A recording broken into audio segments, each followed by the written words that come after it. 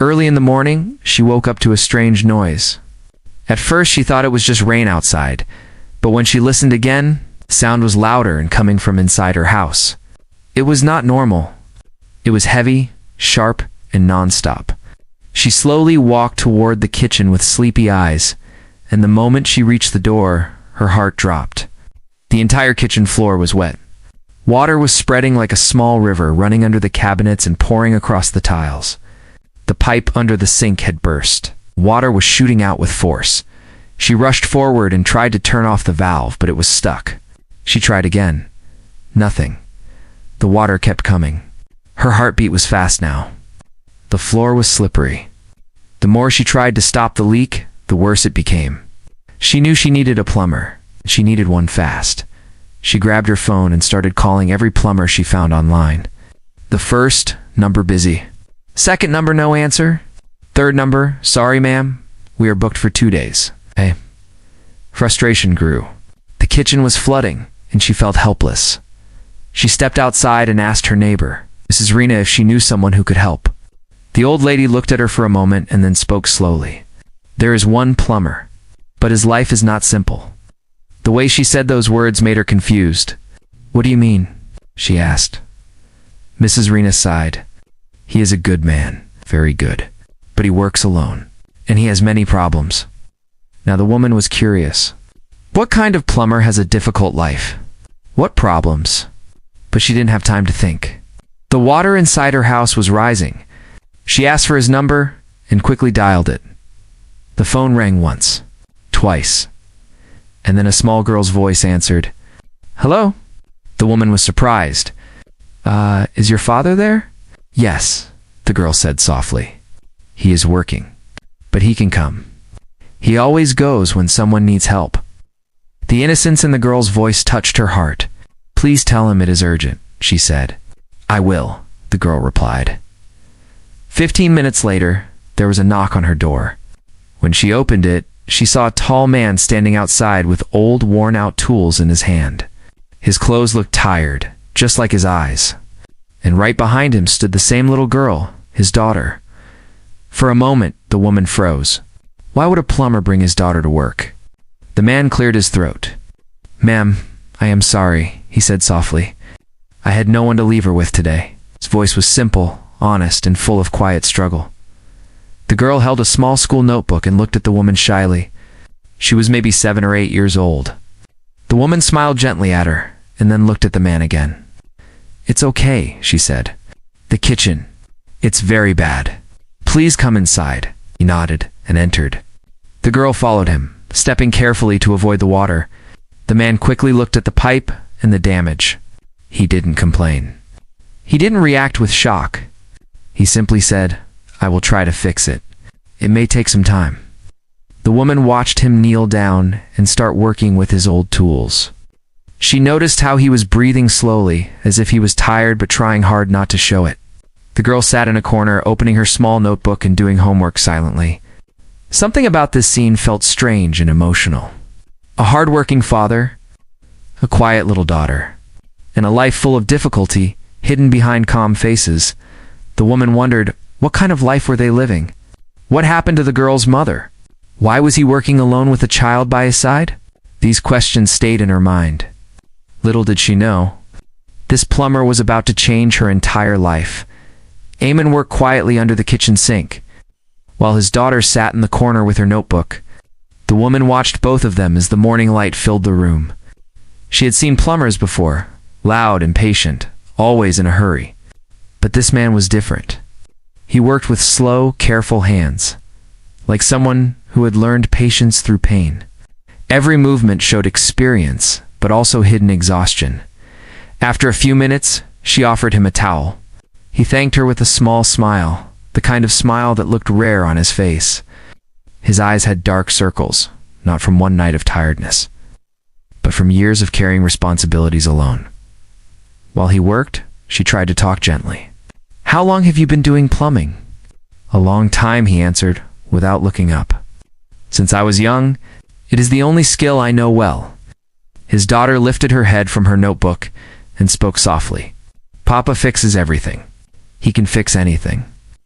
Eamon looked at his daughter with a mix of love and sadness. "Not everything," he whispered. The woman noticed the emotion behind his words. She wanted to ask more, but she didn't want to make him uncomfortable.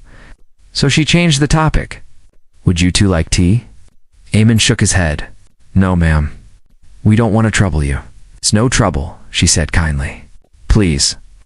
The little girl smiled shyly, and that smile encouraged the woman. She made tea and brought 2 cups, one for Aman and 1 small cup for the girl. When she handed the girl her cup, she noticed the notebook lying open. The pages were neat but old, like the notebook had been used for a long time. Some pages were almost full, some torn at the edges. "What's your name?" she asked the girl. "Roshni," the girl replied with a soft voice. "That's a beautiful name," the woman said. Roshni smiled again. She looked like a child who didn't get compliments often. Eamon took a sip of tea and finally relaxed a little. He looked at the woman with gratitude. "Thank you, ma'am. We don't get treated kindly everywhere." She frowned slightly. "Why?" He paused for a moment. "Life is complicated," he said simply. The woman sensed there was a long story behind that one sentence, but she didn't push. If someone's eyes could talk, his eyes were telling her about years of struggle, of lonely nights, of fighting the world for a small child. After a few minutes, she noticed something strange. Eamon was fixing the pipe very carefully, but every few seconds, he looked at his daughter, checking if she was okay, making sure she wasn't bored, scared, or uncomfortable. It was a small gesture, but it said everything. This man was not just a plumber. He was a father who carried his daughter with him through every step of life. The woman asked gently, "Does she go with you to work every day?" Eamon exhaled slowly. "Most days, yes. I cannot leave her alone. I don't have anyone at home." The woman felt a soft pain in her chest. "What about her mother?" He stopped working for a moment. His shoulders lowered. "She passed away 3 years ago." Silence filled the room. Even the sound of dripping water seemed to pause. Roshni looked up for a moment. Her eyes sad but strong, as if she understood much more than a child her age should. "My mama is in heaven," she said quietly. The woman placed her hand on her heart. She didn't know what to say. Eamon continued working. But now she felt she knew him better, not through his words, but through his struggle. He was doing everything he could to protect his daughter, to give her a future. Even if it meant working nonstop with old tools and a tired body. After another 20 minutes, he finally stood up. "The pipe will work for now, but it is old. You may need a new one soon," he said. His voice was steady, but his hands were shaking slightly from tiredness. The woman nodded, but her mind was somewhere else. She wasn't just looking at a plumber anymore. She was looking at a story, a life full of pain, love, and strength, and something inside her knew this man was going to become important in her life, much more than she could understand at this moment.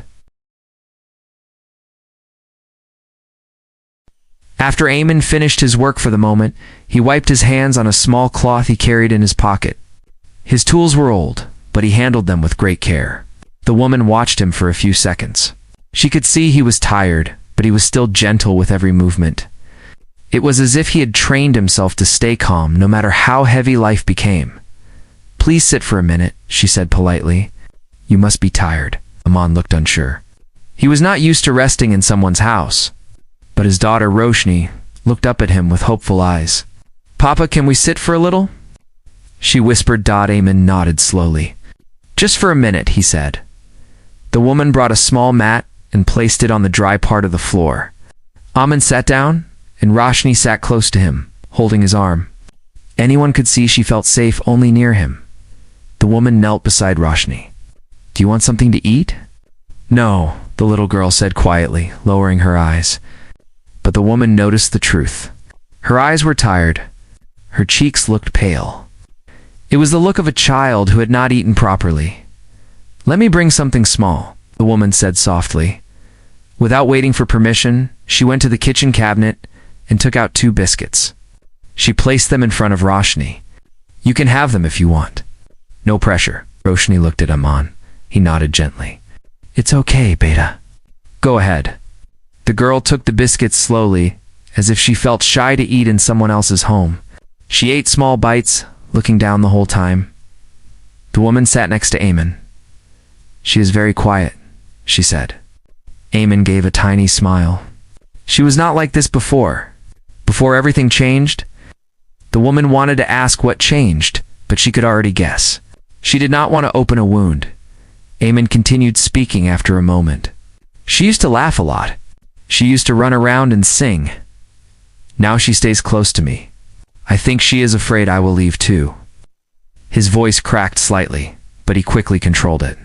The woman felt her heart become heavy. This man had lived through pain that most people couldn't imagine. Trying to lighten the moment, she turned to Roshni. "What do you like to draw?"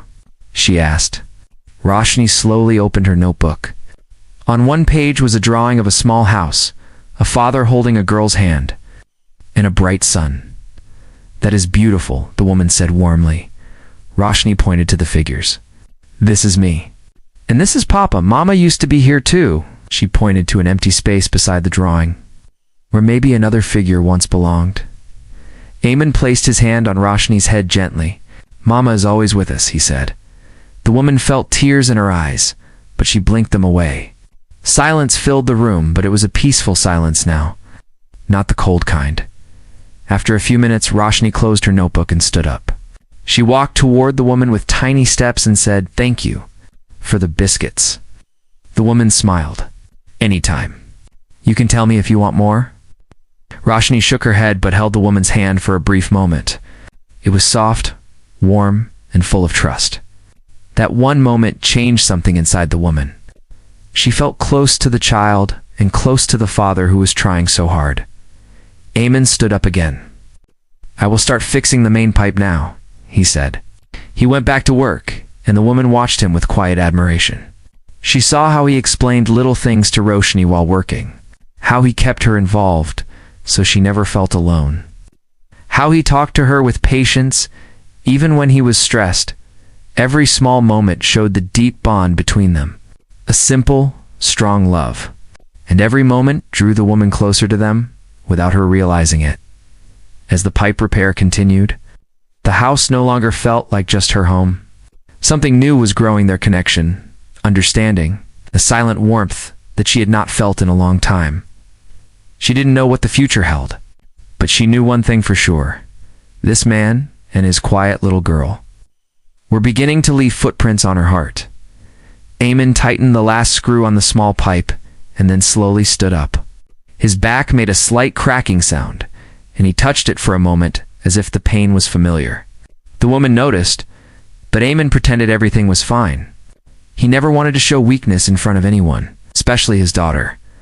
"The small pipe is fixed," Eamon said, breathing out. "But the main pipe inside the wall, that is a different problem." The woman felt her stomach drop.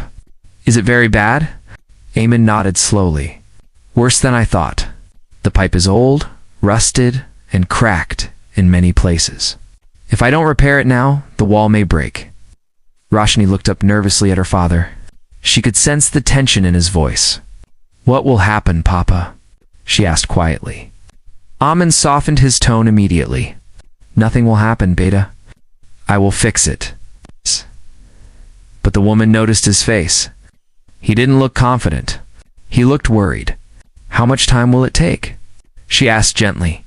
"Maybe 3 or 4 hours?" he said. "Maybe more." There was a pause. A long, heavy pause. Then he added, "And it will cost more, because the inner pipe needs replacement." He said the words slowly, like someone who didn't want to speak them at all. The woman nodded. "It's okay. Do whatever is needed." But Eamon did not look relieved. Instead, he looked even more uncomfortable. He lowered his eyes and said softly, "Ma'am, I do not want you to think I am trying to take advantage. I don't ask for extra without reason." She shook her head. "I don't think that at all." Still, Eamon's shoulders remained stiff. He was a man who carried pride, dignity, and a heavy responsibility. Accepting money, especially a larger amount, always made him feel uneasy, as if he was asking for help he did not earn. Roshni tugged his shirt gently. "Papa, it's okay. You can fix it." Her tiny voice made him smile for a moment, but only for a moment. He opened his toolbox to check the parts he had. The woman watched him carefully. She noticed the problem immediately. The tools were too old. Some were rusty. Some were bent. One wrench was cracked on one side. "How long have you been using these?" she asked. Eamon didn't look up. Years they still work. But she could see they were barely functioning. He tried to loosen the main pipeline, but the wrench slipped. He tried again. Same result. His hands were shaking slightly. Roshni stood close, watching him with worried eyes. The woman felt her own heart beating faster. The tension in the room was thick. Eamon tried again, using more force this time. But the wrench snapped right in half. The sound was sharp and sudden. Roshni jumped in fear and grabbed her father's arm. Eamon froze. His face turned pale, not because of the broken tool, but because he knew he couldn't continue the repair without it. The woman stepped closer.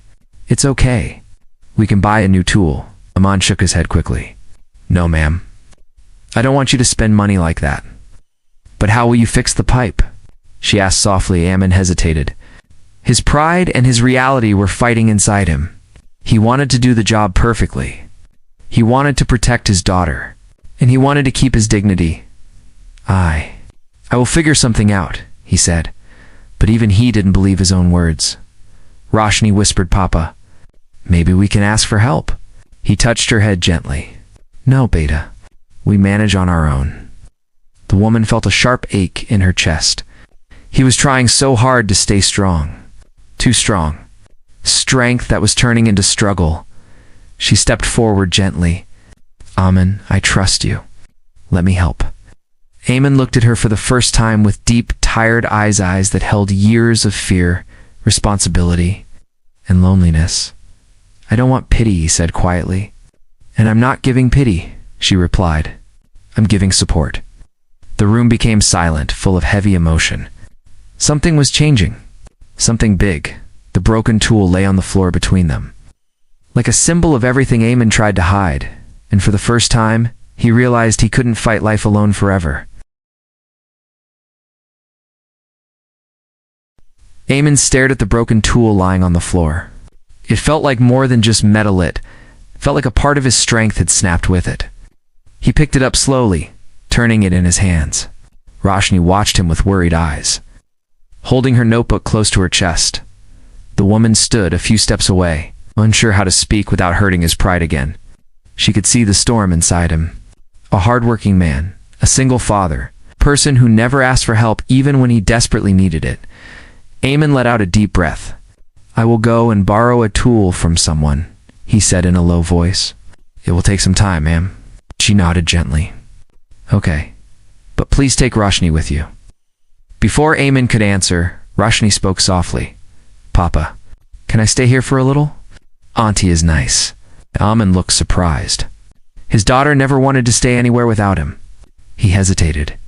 He looked at the woman, then at his daughter, then at the floor. The woman smiled softly. "She'll be safe here. I promise." Eamon thought for a moment, and then knelt down beside Roshni. "Beta, are you sure?" Roshni nodded. "I like Auntie. She gave me biscuits." Eamon finally agreed. "Okay. Only for some time." He stood up and left, but before closing the door, he looked back. His eyes said everything trust, mixed with worry. As soon as Eamon left, the woman bent down next to Roshni. "Do you want to draw something?" Roshni nodded and opened her notebook. The woman brought coloring pencils from her drawer. Roshni's eyes sparkled a little when she saw them. "You can use all of these," the woman said. Roshni picked a blue pencil and started drawing. She drew slowly, carefully, like someone who put her whole heart into simple things, while Roshni drew. The woman kept thinking about Eamon, about his tired eyes, his old tools, his quiet strength. She felt something she hadn't felt in a long time, desire to help, not out of pity, but out of respect. She wanted to make life a little easier for him, even if he didn't accept it openly. After a few minutes, Roshni looked up. "Auntie, can I show you something?" "Of course." Roshni turned the notebook around. It was a drawing of 3 figures, herself, Eamon, and the woman. all holding hands. Above them was a sun, big and shining. The woman felt a small shock inside her chest. "This is beautiful," she said. Roshni smiled shyly. "I wish my mama was here, but maybe you can also be someone close." The woman didn't know how to reply. So she just hugged Roshni gently, and the little girl hugged her back. After 20 minutes, Eamon returned. His face looked a little tired, but he had a borrowed tool in his hand. Roshni immediately ran to him. "Papa, look what I drew." Eamon saw the drawing and froze for a second. His eyes softened. He looked at the woman, but she looked away, pretending she didn't notice the emotion on his face. "Very nice, Beta," he said, and kissed Roshni's forehead. He turned to the woman. "I got the tool. I will start working again." But as he walked toward the kitchen, she spoke gently, "Eamon, I want to tell you something." He stopped. "I went to a hardware shop nearby," she said slowly. "I arranged a new set of tools for you. Good ones. Strong ones." Eamon turned around, shocked. "Ma'am, why?" "Because you deserve them," she said. "You work hard. You support your daughter. You help people. You should at least have proper tools." Eamon's jaw tightened. His eyes glistened slightly. "I cannot take them," he whispered. "They are not charity," she replied gently. "They are respect." The room became silent again. Roshni held her father's hand tightly, sensing something important. Finally, after a long pause, Eamon spoke. "If you insist, I will accept them, but I will repay you. Slowly, even if it takes many months." She smiled softly. "You don't have to, but if it makes you comfortable, then okay." Amo nodded, his eyes warm with gratitude. For the first time, he felt someone was standing beside him, not above him. It's not in pity, but as support. That moment changed everything. And none of them knew that this small act of kindness would open the door to a whole new life. Eamon worked with the borrowed tool for a while, but soon the woman brought forward the new toolbox she had arranged. It shined under the kitchen light, clean, strong, and complete. Eamon hesitated before taking it, touching the metal gently as if it were something rare. For a moment, he didn't move. His eyes stayed on the tools like he was remembering all the years he had struggled without them. "These will help you," the woman said quietly. "Your hands do the hard work. Let your tools support you." Eamon nodded slowly. "Thank you," he said, his voice soft. "I don't know how to say it properly, but thank you." Roshni stood beside him, smiling. She looked proud of her father, proud of the moment, proud that someone finally saw the goodness in him.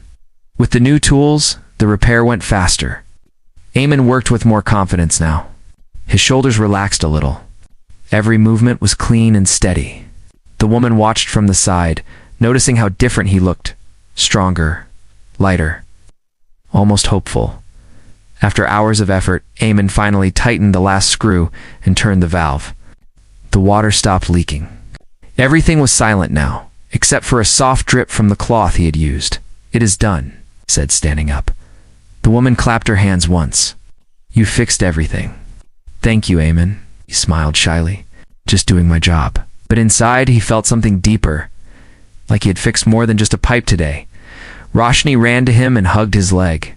"Papa is the best plumber in the world." Eamon laughed softly, and the woman smiled. For the first time, the house felt full of life, full of warmth, full of something new. When evening approached, Eamon packed his tools. The sun painted the walls with a soft orange color. Roshni walked around the kitchen, looking at the clean floor and dry walls with satisfaction. Then she walked up to the woman and took her hand. "Auntie," Roshni said, "your house looks happy now." The woman bent down. "It looks happy because you both were here." Eamon watched them from the doorway. His eyes reflected a mixture of gratitude and disbelief. It had been a long time since he felt welcome in someone's home. They slowly walked toward the main door. Eamon cleared his throat. "Ma'am, tell me how much I owe you." But the woman shook her head. "Nothing more. You did more work than you charged for." Eamon frowned. "I cannot leave without paying my full part." She smiled gently. "Then repay me in another way." He looked confused. How? Let Roshni come here sometimes. I can help her with schoolwork. She is very smart. Roshni gasped softly and looked at her father with wide, hopeful eyes. Papa, can I? Please? Eamon looked conflicted. Letting someone help him was hard. Letting someone get close was even harder. But when he looked at the woman, he saw no pity, only honesty.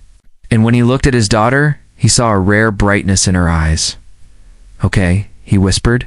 Only if you are comfortable, Roshni clapped happily. The woman felt a warm feeling spread inside her chest. It was small, but it was the beginning of something meaningful.